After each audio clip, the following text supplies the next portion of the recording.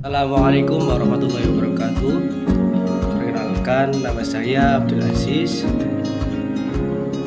NIM 2020 0208043, Prodi Manajemen Malam 2020. TS Kebijakan Publik, dosen Ibu Titi Haryanti, SEMSI, dari Universitas Nahdlatul Ulama Purwokerto. Berikut saya akan mempresentasikan tentang proses kebijakan publik. Pola tindakan yang ditetapkan oleh pemerintah dan terwujud dalam bentuk perundang-undangan dalam rangka penyelenggaraan pemerintah negara. Proses kebijakan publik dapat dipahami sebagai serangkaian tahap atau fase kegiatan untuk membuat kebijakan publik, penentuan agenda, perumusan alternatif, penetapan kebijakan, implementasi kebijakan. Penentuan agenda, all problem are prevented and defend, comment attention and get under political agenda, craft dan blog 2007. Tujuan dari penentuan agenda ini adalah untuk menjelaskan mekanisme dan dinamika dari transformasi suatu kondisi masyarakat menjadi suatu masalah kebijakan yang harus dicarikan jalan keluarnya melalui penggunaan kekuasaan pemerintahan untuk membuat perumusan alternatif. Pada dasarnya adalah hasil dari kegiatan peramalan atau forecasting mengenai kondisi yang perlu atau dapat diwujudkan berkaitan dengan pemecahan masalah kebijakan publik. Berikut ada 4 kriteria yang dapat dijadikan pertimbangan dalam pembanding alternatif kebijakan menurut Patton dan Sawicki 1986. Yang pertama ada kelayakan teknis, yang kedua ada kemungkinan ekonomi dan keuangan, yang ketiga ada kelayakan politik, yang keempat ada keterlaksanaan administratif. Yang berikutnya adalah penetapan kebijakan, pengambilan keputusan dari alternatif kebijakan yang tersedia.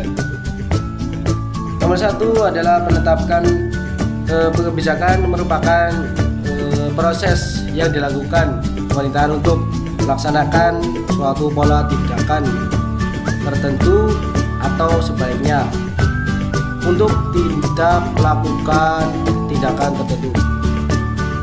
Yang kedua, penetapan kebijakan berkaitan dengan pencapaian konsensus dalam pemilihan alternatif yang tersedia.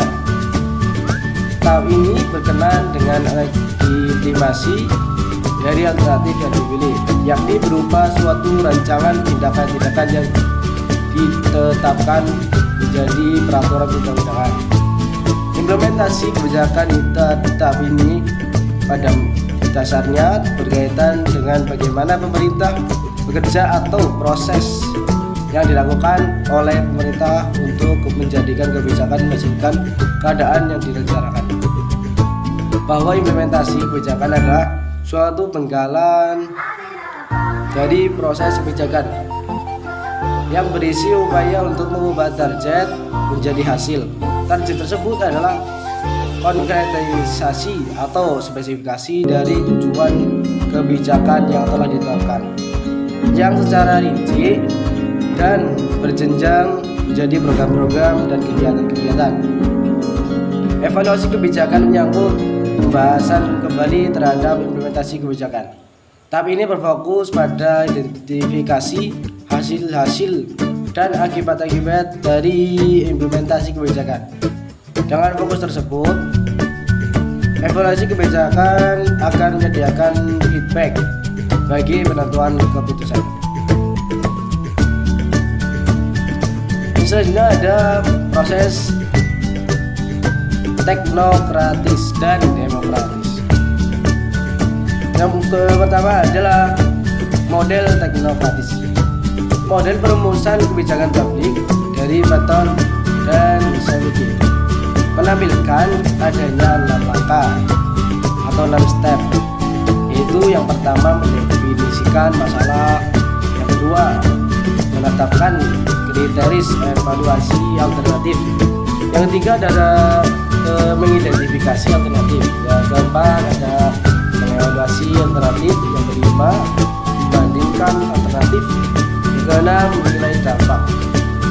Keenam langkah ini berjalan secara bertahap dan beruntun, mulai dari pendefinisian masalah dan diakhiri dengan nilai dampak sebagai masukan baru ke dalam proses selanjutnya.